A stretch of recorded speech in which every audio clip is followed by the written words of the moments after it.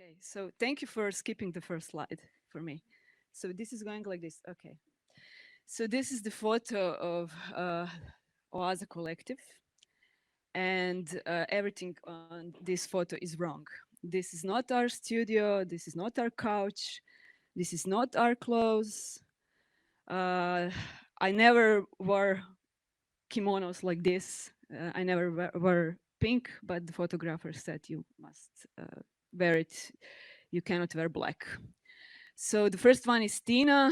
She's very shy and she always sits in the back, but here she's first. Then Nina, then Betty, me, Ivana, and Maya. And let's go to the next slide. So we do self-initiated projects, which are like the largest part of our work. Then projects for clients, mostly from culture. We have our own publishing. Then we do some events for the publishing, and also we have some projects that are more like workshops and education. So we are friends for more than 20 years, and we were studying together at design school, at Zagreb Design School. Some of us were roommates at that time.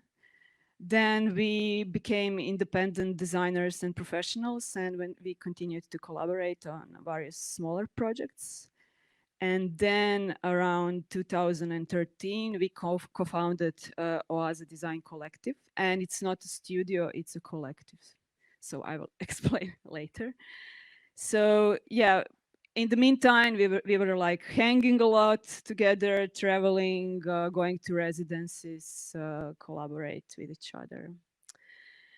After design school, we split up at one point, and Ivan went to Design Academy Eindhoven, Betty's to Central St. Martin's London, Nina to Konstfack, and also Maya some years later also to Konstfack in Sweden.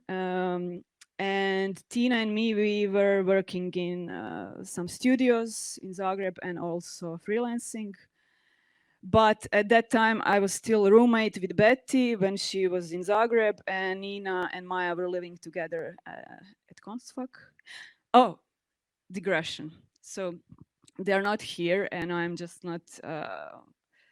I would like them to be here, so I have this question. You will need to help me.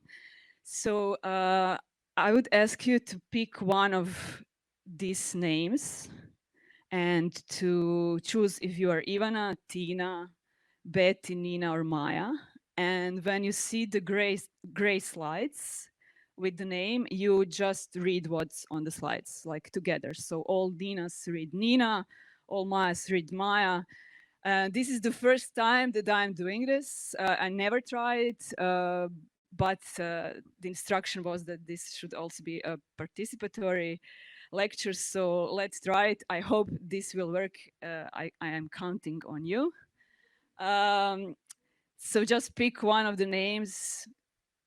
How many Mayas in the room? Can I see your hands? Okay, okay. Do we have some Bettys, Ninas, Tinas? Okay, it's going well. So yeah, Ivana studied conceptual design, Betty performance design, Nina experience design, Maya space design, and Tina and I, we were just like graphic designers working in the domain of visual culture.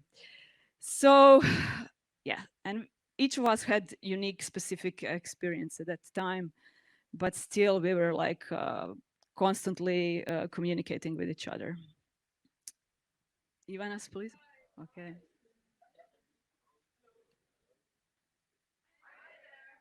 Thank you. Thank you. Okay. Thank you, Tina. You're very kind. Okay. So, yes, we were working, collaborating, switching from smaller groups to duos. And as young professionals, after schools, after all the schools were finished, we became independent artists and freelance designers. So I need to explain.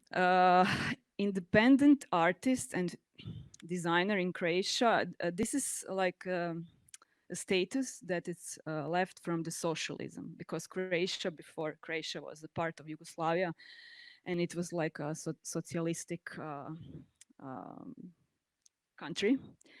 And there is this support for independent artists. If you work for culture and you are promoting Croatia, and you are contributing to Croatian culture, and this is your main occupation, and you can prove it, then you have this status where you are officially independent artist who cannot be employed and who then get support from the government. The government is paying for your healthcare and pension. So doing like 90% of the projects were like for the culture. So each of us in like few years, 3 to 5, got this status. And because of that, we were actually motivated to continue to produce projects like this. Ivana? Okay. So yeah, we don't even know when our collective actually started because of all the history. There is no like date and there was no like planning. We will do it. We need to do it. But we knew we like to work together. We like to do projects that we like. We do a lot of self-initiated projects. We don't mind if this is experimental. And at one point it was like, we don't want to stay at our kitchens, bedrooms, like rented spaces. We want to share a working space all together. Also, you see, I have listed the romantic things like food, dreams, hopes, ups and downs. And the main thing was we would like to stay free from conventional structure and keep our independent artist status. So we rented a space in Ilica Street. So this first floor is our office. I will say studio now. So we chose it because it was our friend's apartment, and he was really willing to rent it to us. It was very big. Nobody was like in the building, so that meant that we had can like make noise, work late, have parties, have events, have workshop, be very noisy in the workshop, a lot of space for storage. And it was in the city center, so everybody was like very near to this place. And at this place, then things started to share, mix, and develop. Our knowledge, our methodologies, ideas, our friendships, authorship, identities, formal and informal, personal, professional. It was all mixing in this like space and in this process of working together. Yeah, I must say, when I say identities, it's because like people were confusing us. They thought that maybe I'm Maya, Maya is Tina, that me and Maya are the same person. They would like write our names. For example, I'm Maša Poljanec and she's Maya Kolar, but they would say Maša Kolar and things like that. So we also didn't want to be exposed so much. Everybody was shy. We didn't want to have presentations like this.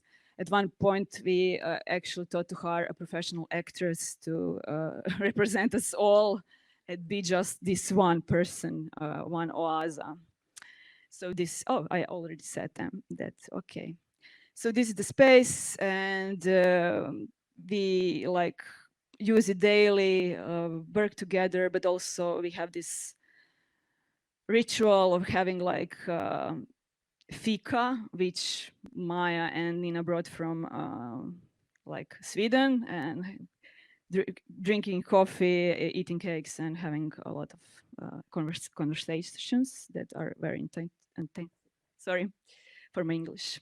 Tina, please ask me about the money. Okay, so it's not, Oaza is not profitable. It's an art organization. We share budget on the project according to amount of participation.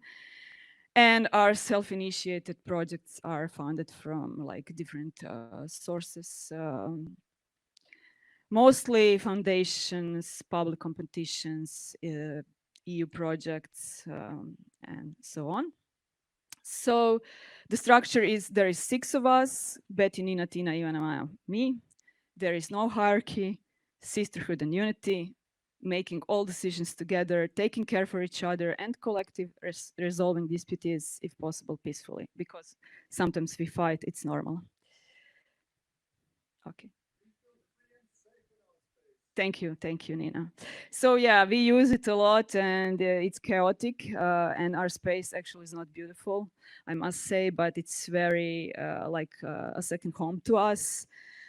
With all of us using the space and feeling safe and free, there is usually a lot of strange objects, things, leftovers, some inspiring, some frustrating elements in our space. But it's, and we also transform it a lot. We built shelves, push tables around, bring plants, kill plants, bring another another one. We cook, sleep. We use it constantly for 10 years.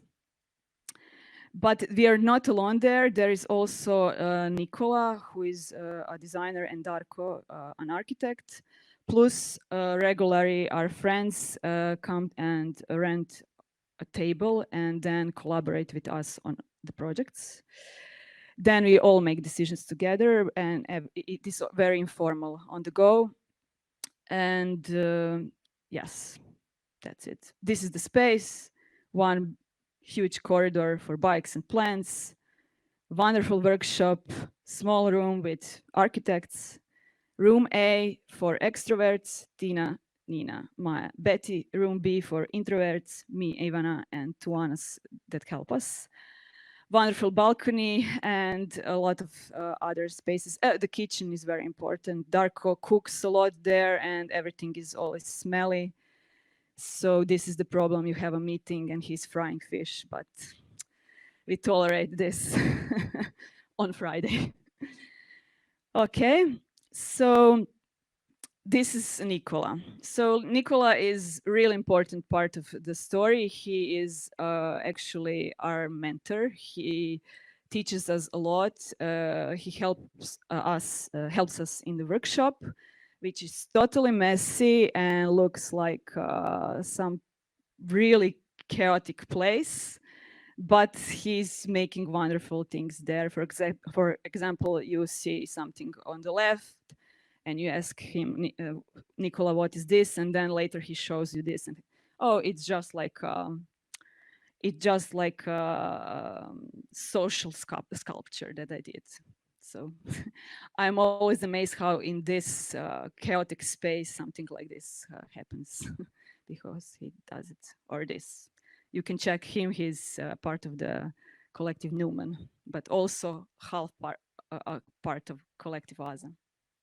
So a lot of people were at our space. We are there like less 10 years, but also we have visits from friends who are just staying for a year or two when we collaborate on projects. We also have interns sometimes. We had intern from Sweden, Italy, France, Italy again, from Zagreb. So there is a lot of people all the time at our place. Yes, we also have a lot of animals, friends. We are really animal friendly, and it helps us a lot also to feel like really like at home at space.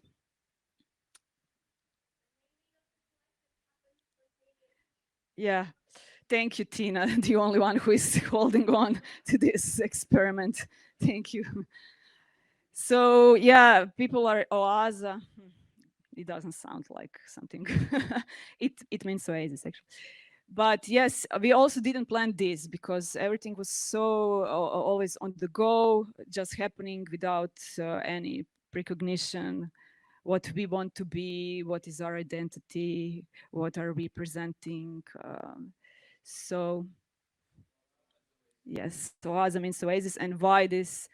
Because under our office at the time, there was this notorious bar Sahara. So Sahara was like this obscure place when mafia was drinking all the time.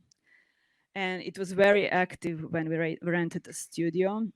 Actually, it was a really nice name for the bar because you went there when you were like dry and you need to drink a lot. And then you lose your all money there and you went from the Sahara also dry without your money. And there was like a huge pyramid mounted on the top of the Sahara bar, and it was very visible from our office. So yeah, this is from, I found it on Google, still hanging on, Safara Cafe. It was very noisy and a little bit of like a scary place. So we decided, because we had like this, a lot of plans, a lot of people coming to our space, telling us, oh, this is like Oaza above the Sahara. And so the Oaza just stick to us like a name. It wasn't planned. So Maya, please help me.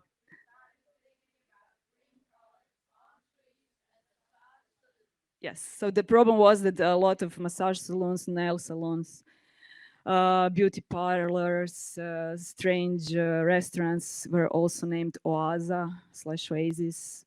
And at first it was like, maybe this wasn't such a good idea. We would get ratings about like nail jobs and things like that. But then we stick to it. Actually, we liked it, that we are not so special and we are part of like this name that almost everybody uses in our city. So after the cafe was demolished and the pyramid was broken, we took a piece from the garbage, and now Sahara is in Oasis.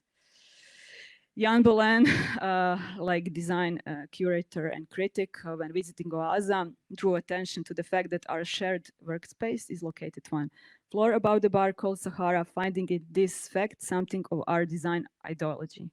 For Bolen, our starting point is searching for and finding certain specificities in everyday life and using exactly what is already there instead of designing new spectacular objects. Yes, but we were designing a lot of objects and books and experiments and exhibition sets and some like really, I don't know what's going on. For example, this is like a small one-man schnapps production unit. So you can make your own alcohol for one glass. These are plums on the photo. So yeah, so but also a lot of like exhibition settings, small visual identities, even furniture, posters, experimental projects together with other designers, sometimes alone. A lot of this happened, but here is also a disclaimer due to the occasional chaos in the collective. Works are not well documented. Here is what we have. So this is just like 10%. So 6 people were working all the time, overworking all the time. So yeah, so at the moment I'm working with Iona and Nina, little less. I just work on one book project with Betty. So this is like at the moment. In few months we will be structured differently.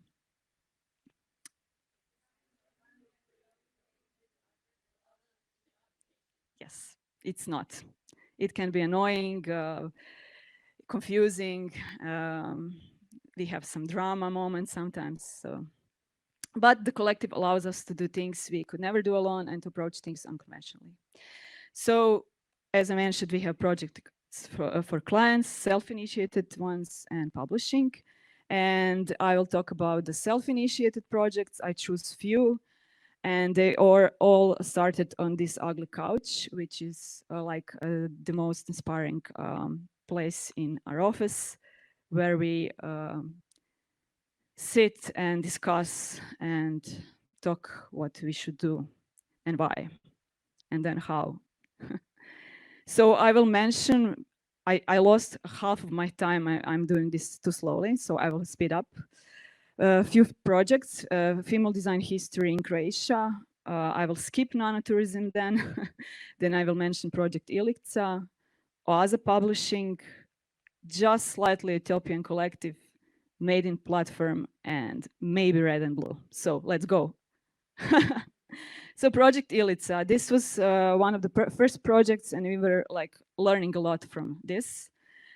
And we used design as a strategic tool in building communities. We decided like this should be described like this. So it was a collaborative craft production initiative that aims at reviving Zagreb Main Street, Ilica, where our studio is, and her identity through craft design knowledge exchange activities. So sitting on the couch, we realized at one point that we would like to use, because Ilica Street is the longest street in Zagreb, and it was a very like the life of the city, a very prominent street with a lot of interesting places, a lot of craft shops, smaller production like places, but we noticed that things are going down for the street, and we decided at first we would use like all our neighbors to produce our projects. We will go and print to the nearest printing company. We will use materials from the nearest shop, and we will activate ourselves in our neighborhood while we produce our projects.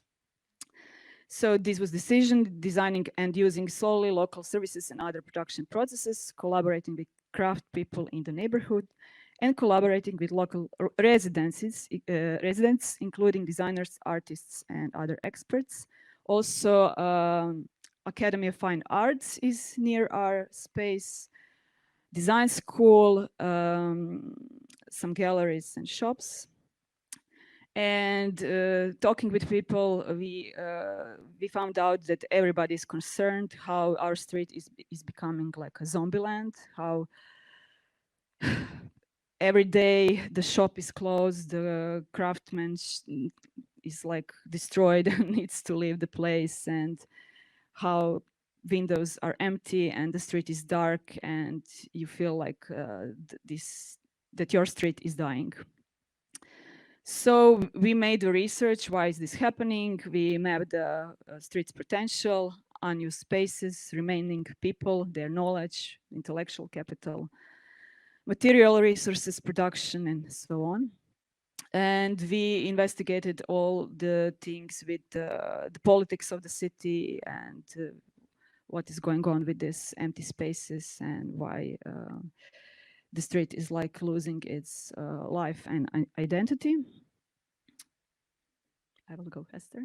So behind these empty windows, we found a lot of interesting people and who had like amazing skills, knowledge, machineries, histories, personal stories. And we started to work with them. And then at one point, it was interesting to us to connect them to also other designers, design students, and people in the neighborhood. So the research led to development of a new experimental educational model. Tina, please.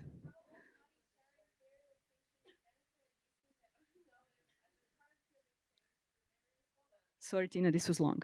So participants are invited to learn and contribute through different activities while co-creating with each other and local craftspeople using solely local services and the production processes. And Yes, by active participation, local residents or local designers become nano-tourists in their own street or city, and it results in all product, services, and local economies. So there was a lot of workshops. We did a lot of projects with craftspeople. I actually made a shoes. They were nice. Okay. So there was a lot of events, open doors, lectures, exhibition. We also filmed small courses. There was a lot of media coverage. A lot of neighbors were involved. Also the institutions, which I mentioned before. So there was also like a small festival that emerged from this. There was like a lot of media coverage about the street, about the future of the street, about the future of the craft, but also what we can do like neighbors together to prevent what's going on. Also the people from the city council were involved, and so these were the targets: community building through supporting local crafts production, learning skills and broadening the definition of crafts, and decentralization of production. I will go faster and I want to show you more. So the project resulted in a methodology that uses tools of design to influence self-sustainability of the local community. And the methodology can be used anywhere because it's like responding to various contexts. So during this festival, we marked all the empty spaces so they become even more visible to the people who were passing by. There was a program. We made a typography, of course. Our intern at the time developed the typography from the old signs in the street of Ilica. And we published a magazine with neighbors and experts, and it was like the interdisciplinary journal dedicated to education and research in conceiving within the Ilica initiative. And so it was critical reflection of the city through a systematic production of urban content and space. And yeah, I will not read, you can read it. In addition, there were like essays, interviews, interesting projects from artists incorporated in the magazine. And later we published also a book which included even more data and research, and it was the first book that was published in Oaza Publishing, because after publishing this book we decided we should publish books. Also, this project transformed into later into a huge project made in platform, and I hope that I will explain more about that in a few minutes.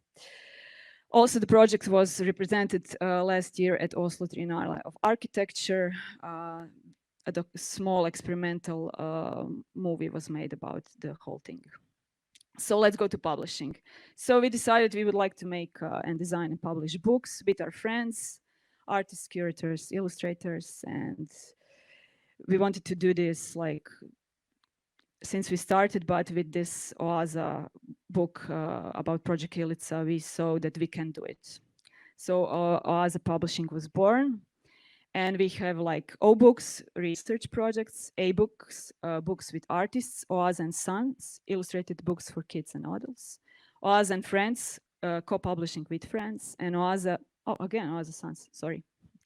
So, for example, this is like really wonderful book with our friend and artist Hana Miletic, exploring like Brussels, why she was living at Brussels, how people would leave a lot of stickers on the car windows, and she. Okay, I will not go to each book. Sorry. This is another one with Vijay Maya. Mark Carhagel, then Nora Turato. It's very important that we collaborate with the authors on each project, and it's like we make the concept together with them. So it's not like I have a wish, design it, we design it together. Also, we have events that promote these books. readings, promotions. We opened our office because of that even more. So there is a lot of events going on related to books. Okay, Nina, let's skip. So this is Nora Turato promoting Good or Bad in Various Beds, her book that Oaza published. And after this, she had a performance in MoMA. So from Oaza to MoMA, we were very proud. This is Carl making a performance in Oaza, promoting his book.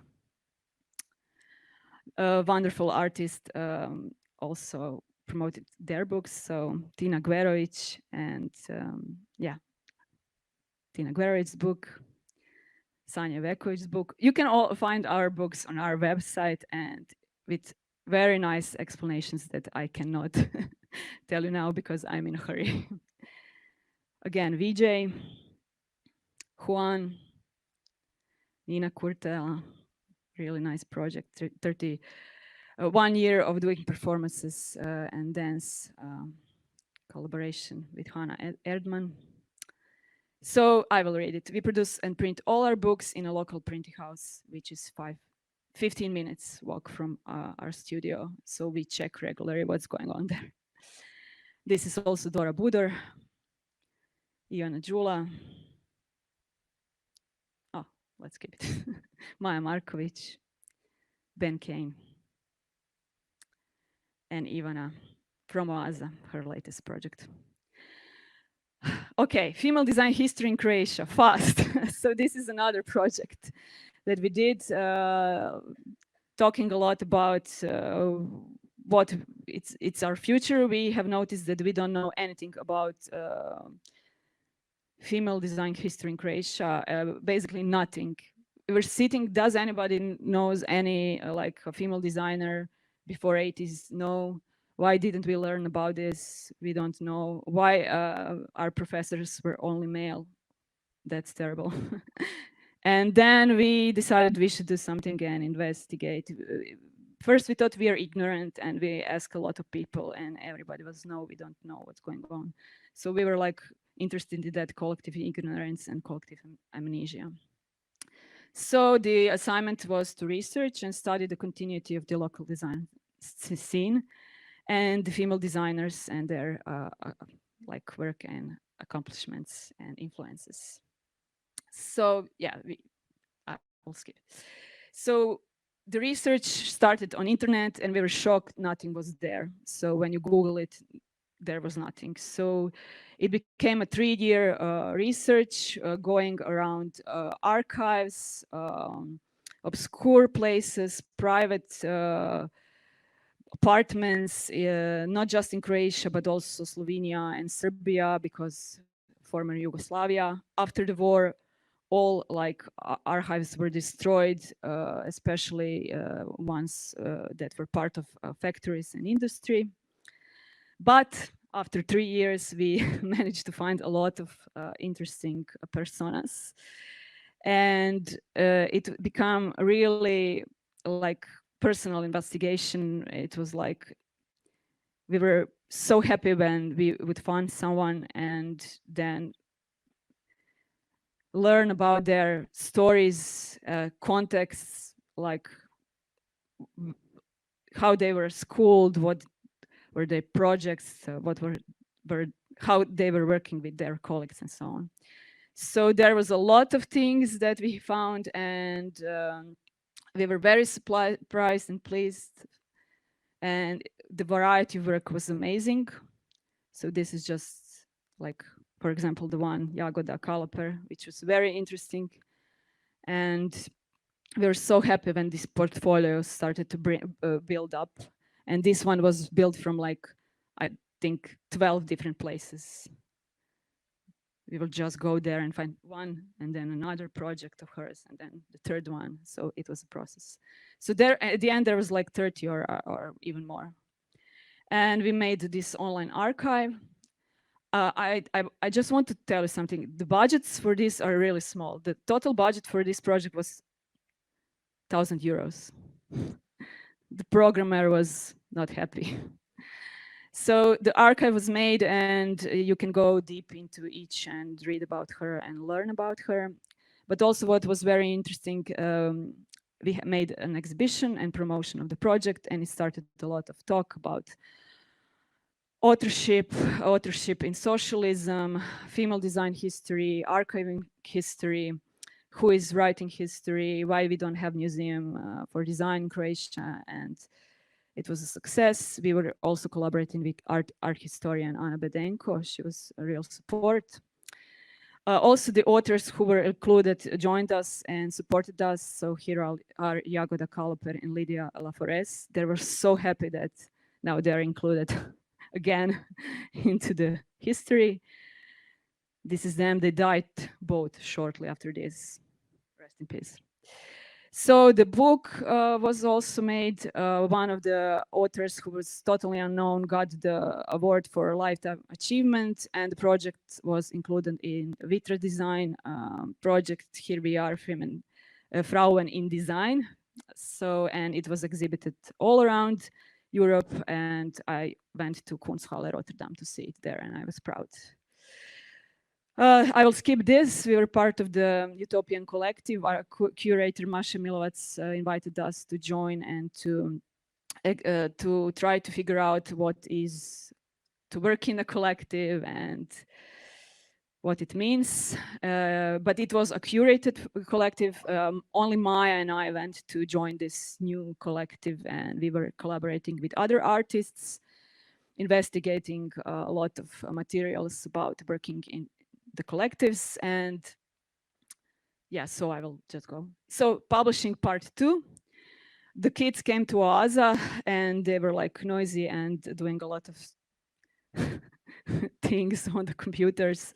So we decided we need to make some good books for them also.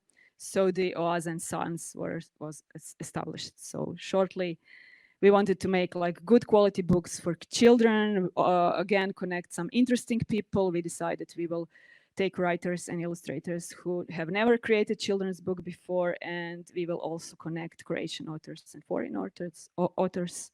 So here it is, some of the books for kids and adults.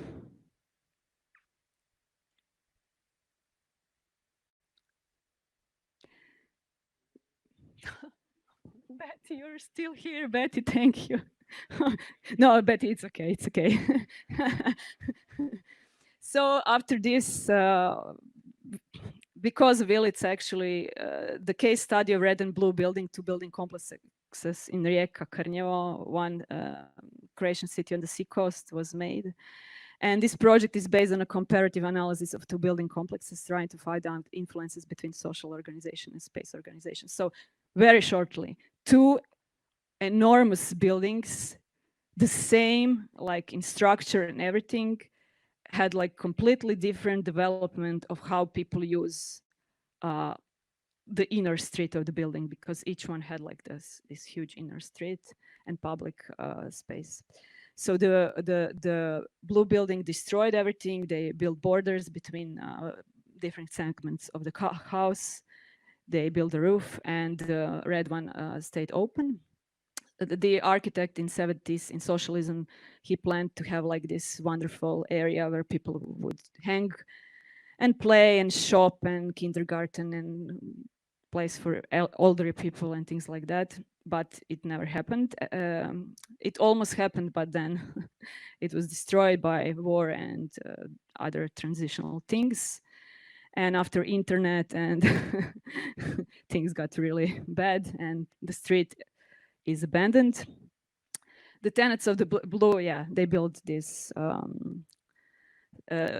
walls between the segments and created several buildings only connected through construction elements, but not through social connections any longer, which destroyed the original idea of common and public space. The tenants of the red complex, on the other hand, didn't make the intervention, and they still have a promenade.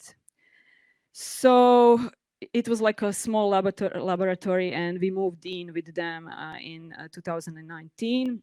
And the focus was on coexistence and interventions in the shared space. And we were particularly interested in separations, alienation of tenants, and barriers and borders. there was like a lot of talking with tenants from both buildings, photo documentation, trying to figure out what's happened and things like that. So Tina, even don't. So the starting point was the issue of realization freedom in the shared space. So there was a huge difference between the buildings actually. And the first part of the project resulted in this like knowledge that the space of the communal existence is perceived exclusively from the perspective of the individual as a place in which the individual will interact functionally with other individuals. And there was a question, do people still want to belong to a community determined by place and living? Two newspapers were produced with tenants red and blue, with their stories, with mapping the things, and they were exhibited in the building, in some galleries, and it also was like just the first phase, the second phase, the book, and other stuff was prolonged because of the COVID later. This project directly led to the invitation to be a part of the group that represented Croatia at Biennale in Venice, Architecture Biennale. But let's just keep it there for now. Do we have time, Nina? No. Okay, just shortly.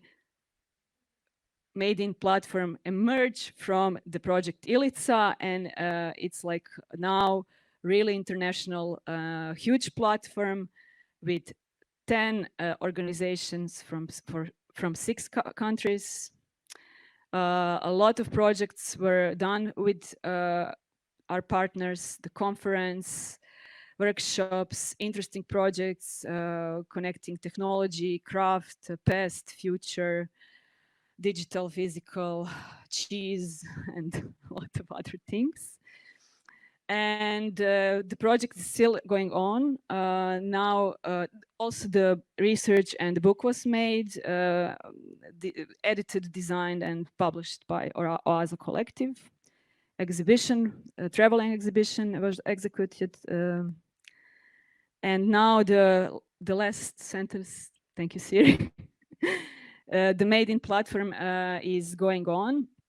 It reflects the increasing number of projects by a new generation of designers and environmentalists that are turning their attention to diverse cultures of making in order to create sustainable production processes and circular material cycles based on an inclusive relationship with the natural environment. So we will have for next 3 years really intensive development of this new Made in Dialogues series, Crafting the Future. It started now. We will have like many workshops. We'll try to make bigger knowledge atlas. We will have various collaborations, include different organizations. We have many partners now. So you can also check it at www.madeinplatform.com. And yeah, serious activities designed to complement and build on one another in order to show the relevance of craft as a connector between ecology, culture, and contemporary society. So thank you. Sorry for stealing a little bit more time and doing too fast, maybe going through some projects. You can visit us at oaza.com and www.oazabooks.com. Thank you.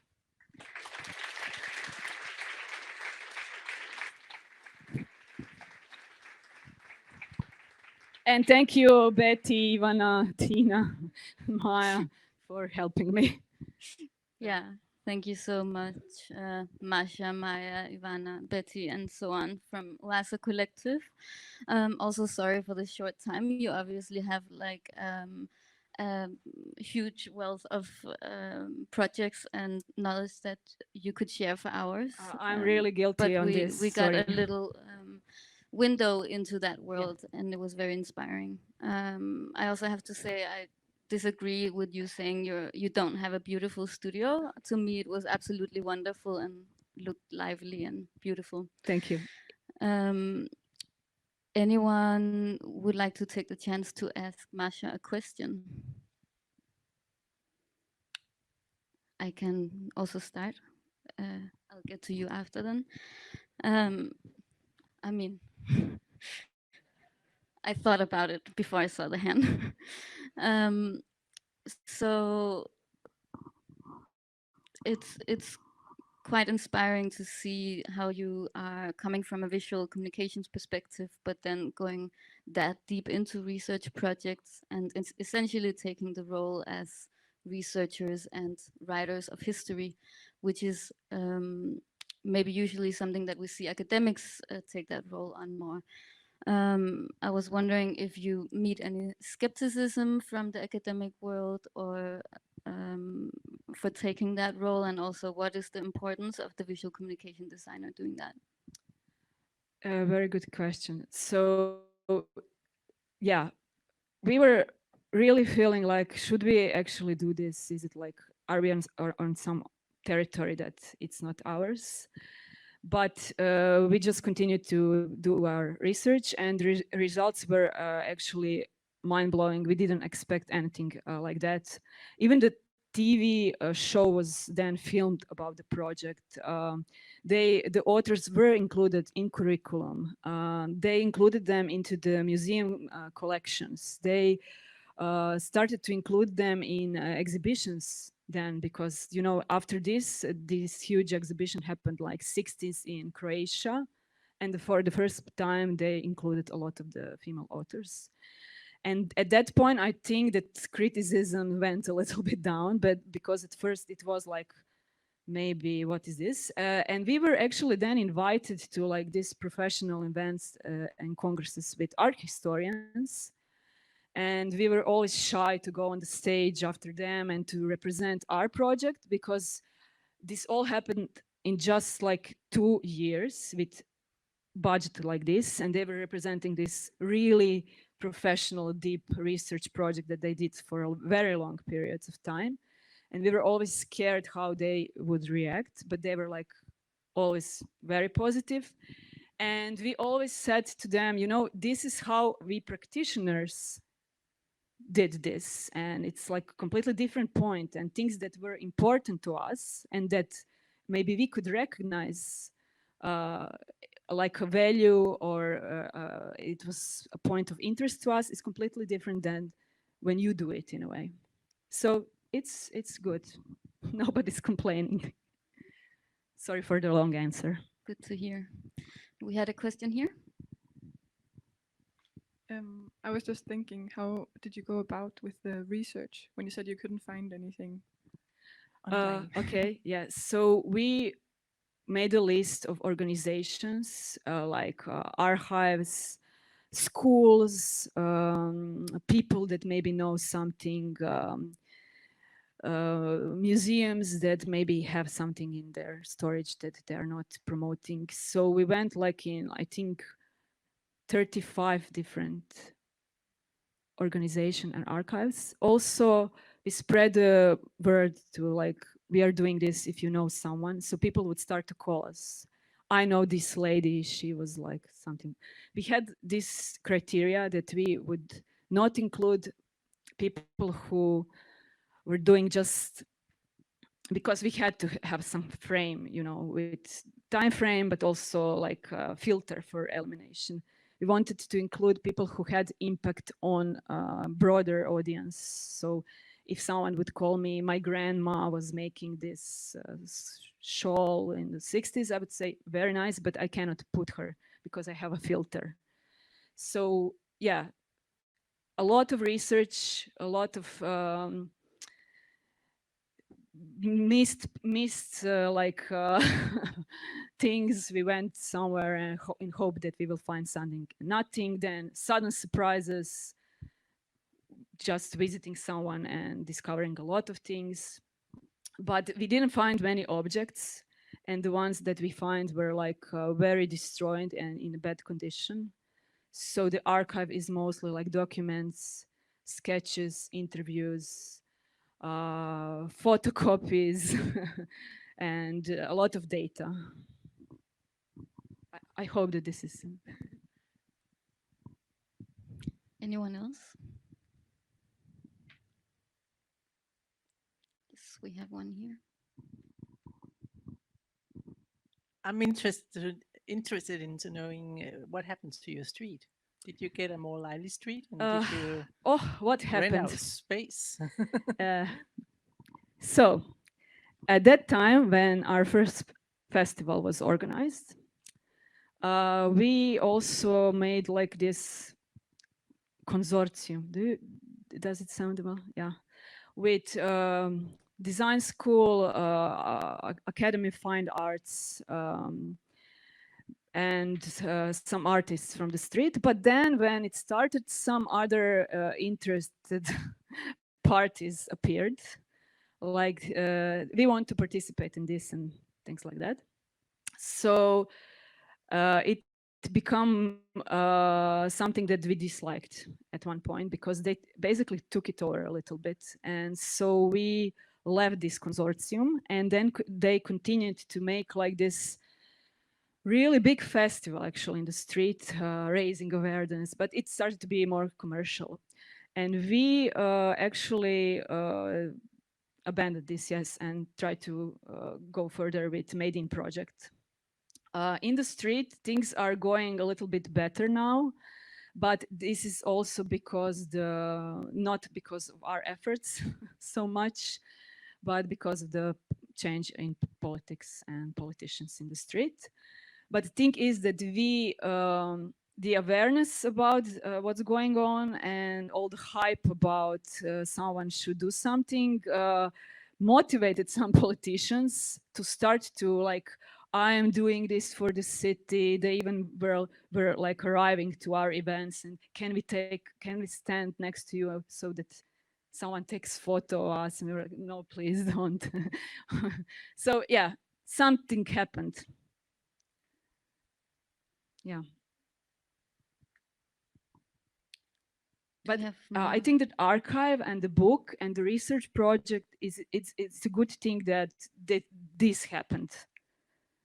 So if everything goes down, we still have preserved how it was.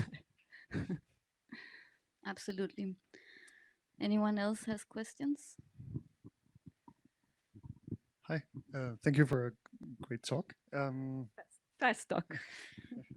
It's not so much a question, just like a comment or an addition. I went to, so Sarah de Bond, she's a Belgian designer.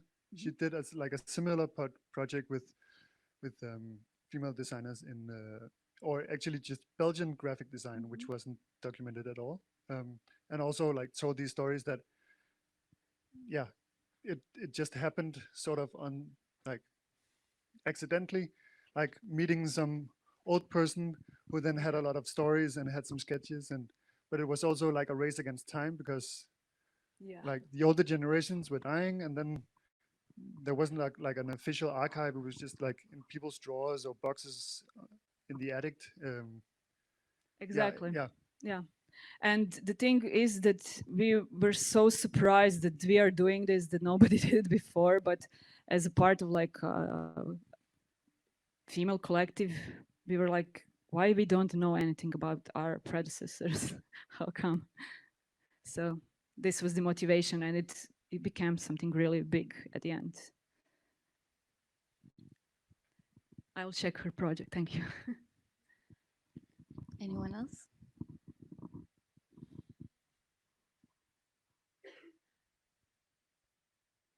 Well, maybe you could tell us a little bit more about this independent artist status that you said you can gain in Croatia. I was wondering how that works.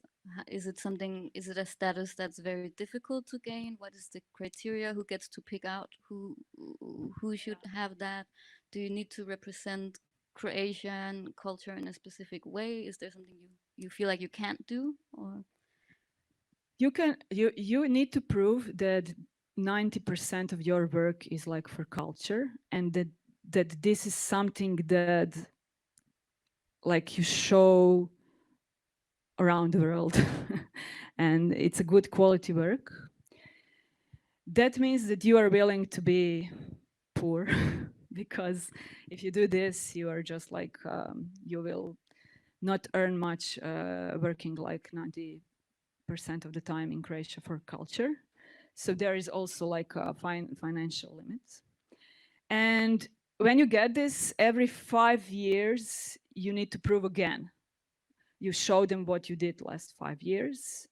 And if you had like interesting projects, exhibitions, workshops, awards, then there is this commission who decides if you still can have it. When you get a job, then you lose it. I'm now teaching and Nina is teaching, so we lost this status.